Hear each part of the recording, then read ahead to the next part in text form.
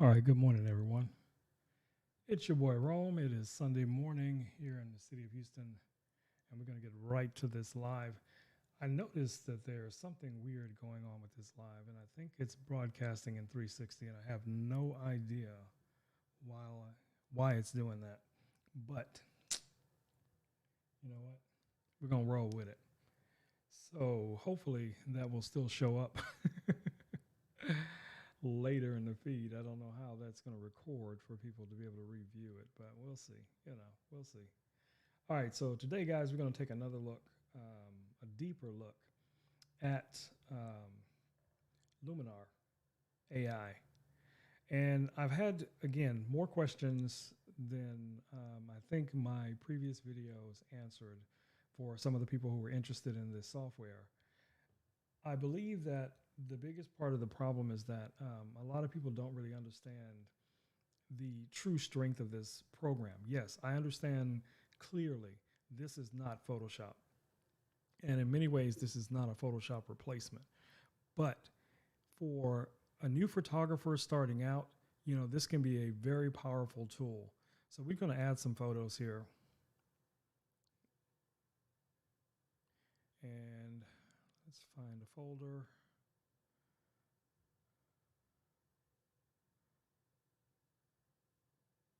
Where is it? There we go. So we have 4 different photos here. They look like they're still loading. But if you look at these images, this is atypical of what you would be shooting for a portrait session, right? So all of the photos are going to be, that we see here, have the same tonality. For the most part, looks like about the same exposure, things like that. So let's see exactly what we're working with when it comes to working with Luminar. So let's start with this image here.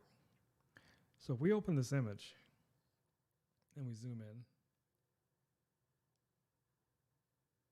we can easily see all of the details. And at the same time, we can see anything that we may possibly want to correct. So if we go over to templates first, automatically Luminar is going to start trying to analyze this image and determine what would be the best preset for this image. So whether it's experimental, monochrome, one of your influencer presets, or, here's one for family time. I want to make something clear. These are not the typical presets you would see if you're uploading something to Instagram or to Facebook or any of the other apps that you normally use on your phone. The AI aspect of this, what it does is it analyzes the image and it compares it to a mass database of images that are similar to what you're seeing on your screen. So if we're using this young lady here as an example, and we went into, say, portrait, and it was you're going to use one of these presets here, so, the one I usually pick is flawless. And what it does is it's going to go in, it's going to correct a couple of things. It's going to add a little light to the face. It's going to brighten the eyes, things like that. So if we go over to our editing panel, we can see exactly what was done.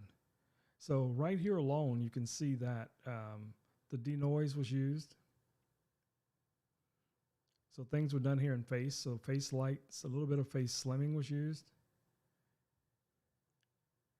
It looks like a little adjustment was done in the iris and the iris flare.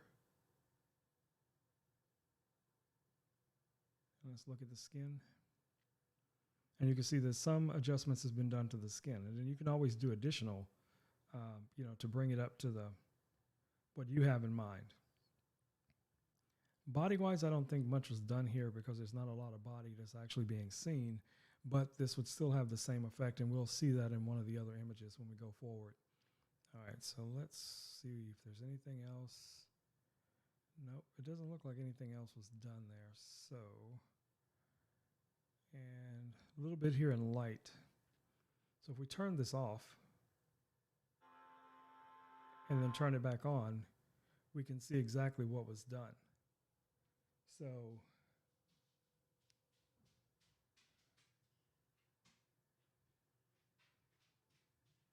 yeah, so let's go back and look at one of the previous images. So let's say this image is an example. If we zoom in, give it a chance to catch up, we can see, the majority of her facial features, the structure of her body, the tonality of the shot. So if we go over to templates, and let's say we use the same template,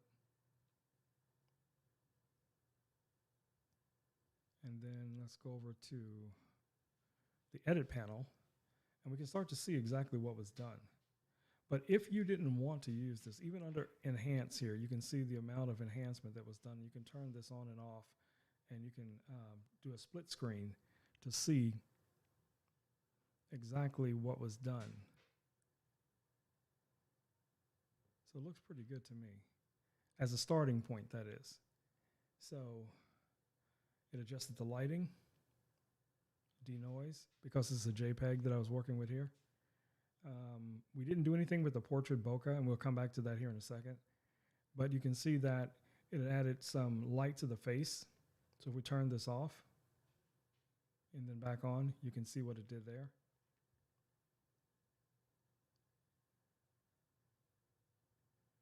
So let's add a little bit more.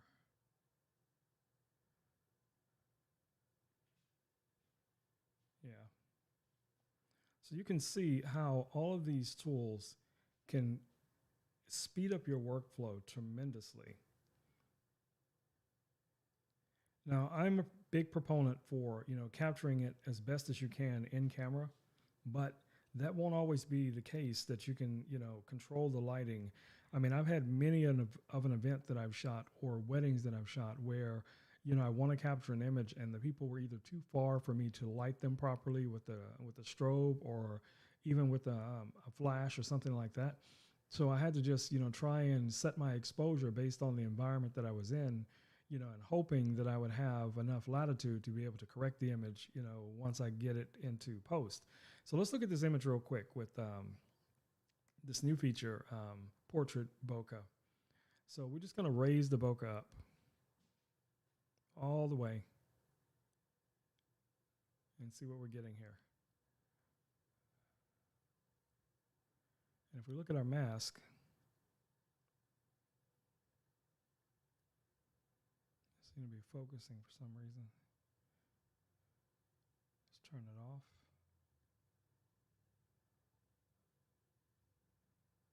Oh, it's still loading it. I got a lot of things running in the background, guys. So let's give it a second. Okay, so there's our bokeh, which is way over the top. But it definitely makes the person stand out. It makes them really pop out. And if you look at your mask here, you can see exactly what it selected. And even if you zoom in on this, you can start to see more detail of what exactly it selected. If it's, getting all of the hair and not enough of it, whatever the case it is, so you can see that pretty clearly. Now, I still think that's way too much, so we're going to bring that down and give it a chance to catch up. Then we just turn it off. And it takes Luminar a few seconds, to render out the images. I'm running Luminar on a M1 Mac. At the moment, I'm also running Streamlabs OBS. I'm running Photoshop in the background. I have Luminar running. I have a whole bunch of things running at the same time. Plus, I'm feeding audio in from my Rodecaster Pro, so all those things are variables. So it may slow this application down just a little bit because of what's going on, and I'm broadcasting, so we'll see. But overall, I would say this looks really nice, for what you can get from this. So just to be able to use these basic features that are built into the program, I mean, I think it's a win no matter how you look at it.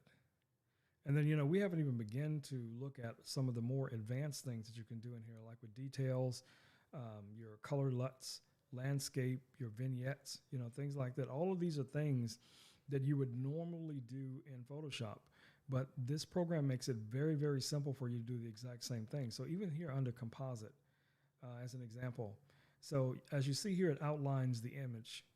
Now, if you if you click on composite, what it's going to try to do is determine where the image should be cropped, the proper crop for this image.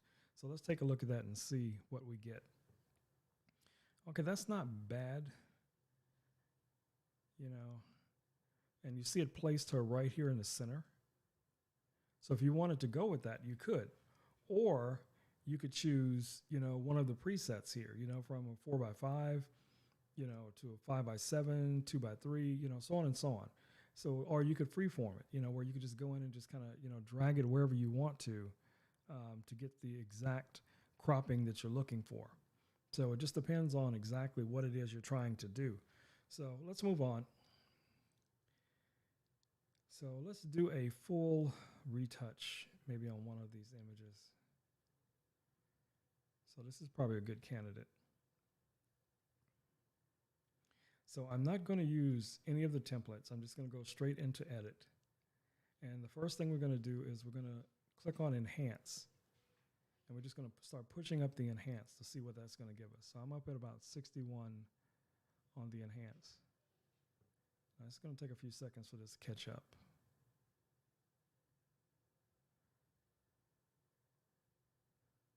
Let's turn that off.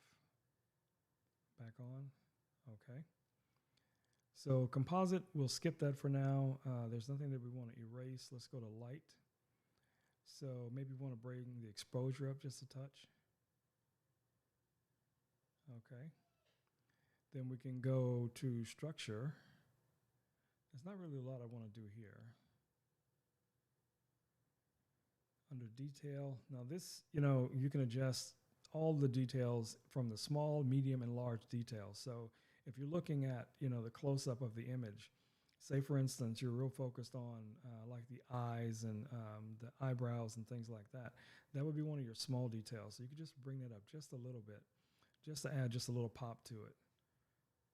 And then you could still add a little bit of sharpening if you wanted to. Now, because this is a JPEG starting out, I don't see any need to denoise this image. But if you did, you would have that here as well. We're not doing anything in landscaping. We're not going to do a vignette. We're not replacing the sky. So most of these here will be more your creative panels. So we're going to go down to portrait and go to face. Let's add just a little bit of face light. Let's slim the face just a touch.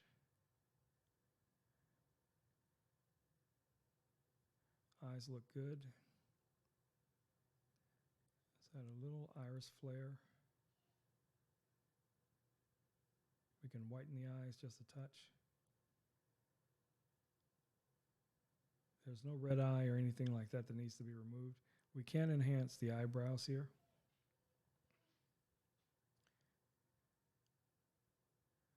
And then we can go down to mouth. And if we want to darken her lips a little bit, add a little bit more to the redness. Okay, so let's go to skin.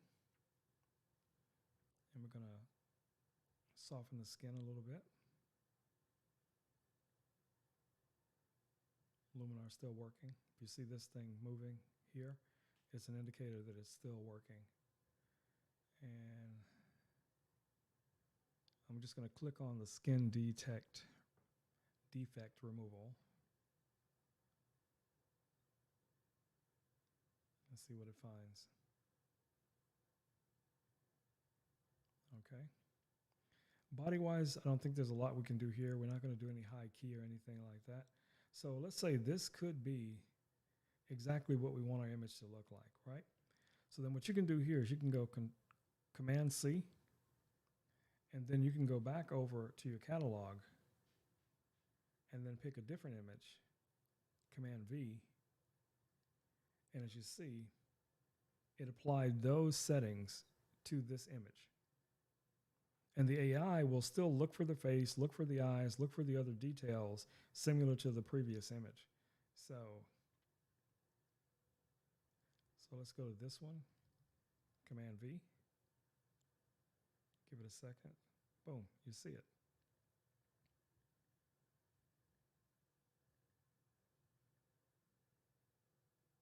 Yeah. Now remember, like I said, these are JPEGs. These are not, raw files, but this will work with raw files just as easily. There's still things that, I would do in Photoshop that obviously you cannot do in this program as easily, like content-aware removal. If you're going to remove imperfections or something like that, you're not going to be able to do that as easily in this program. But the advantage to it in so many different ways is that, you can learn these basics and how to apply them, for all of your images. And then later on, when you're working once you start to improve as a photographer, you start to look at these images and you decide, okay, here's where I made a mistake, in the posing of my model, or, the angle I was shooting from, or whatever. You will teach yourself to shoot better, to zoom with your feet, to get better exposures, because you know for the most part what the limitations of this software is. So in some ways, this could be a very powerful teaching tool at the same time until you're ready to move on to something like Photoshop or Capture One or whichever of the other applications that you may want to use, like some of the On1 products or something like that. But for $79, I think this is an amazingly powerful application, for what it's worth. So, I mean, as you saw here, we were able to do kind of like a batch setting. So like say if we go back here to this image, just so you're clear, and let's go to black and white. So we're going to convert this to a black and white. Then we're going to Command C, go back. Then we're going to select all three of these images, Command V, and it converts them all to black and white. So you're just able to copy those settings right over with no problem. And then when you're ready to export your images, now truly it doesn't have the same flexibility with exporting that say Photoshop would have. But you can still go in here and save to disk, mail, messages, SmugMug if you have a SmugMug account set up. This 500px if you have an account set up, you can export directly to that, or you could just save to disk. So if you want to just save them to disk, where did I get these from? So let's say here. Then it's going to export all four of those images. And we can see here in real time, how long is it going to take to export these images? And I mean, even in Photoshop, when I'm exporting really large files, even with, a computer as fast as this is, or my Mac Pro, my iPad seems to do things a little bit better, but it's a different algorithm for how it exports things. But, I have an iMac upstairs here in my office. I have another MacBook Pro, very old. But, when you're looking at that and you're looking at how long is it going to take to export these images, and it seems like it's taking quite a while because I don't see anything that is, done that's happened so far. I mean, it still says exporting, but there's number one. Okay, so we're moving along here. But, this is taking a few minutes. So if you were exporting 20, 30, 50, 100 photos, I mean, I've had weddings where, deliverables were, 250 photos. So this could be a powerful tool. Yes. I think in more practical situations, something like Capture One or Lightroom would be more practical, but this is just a very simplified version of what those other applications can do. So it can definitely speed up your workflow if this is what you're looking for. And again, like I said, they have a number of different packages from what I can tell. I am not an affiliate. I don't make a nickel, a penny, anything off of referring the software to you guys. It's just, I believe, starting out, this may be a very, very powerful tool. Now, if $79 might be outside of your budget, so, you may want to consider something else. Another option for you could be Affinity Photo, which is a lot like Photoshop. And if I'm not mistaken, I think it's about $30 or something like that. And it has a lot of the same features as Photoshop, but it doesn't have these presets where you can easily speed up your workflow by just picking a preset, doing the basic things that you do to a photo without knowing all of the Photoshop techniques and skill sets that you would need to do the same thing with Photoshop or even in Lightroom. So this just makes the workflow, go a lot faster. But as you can see, I mean, as I've been talking, it looks like it's still taking quite some time, for this to export the images. So let's look at that folder real quick. Let me get it. I'm just going to drag this over. So here's our two images as an example, right? So here's the original image. And that image was 5.6 megs.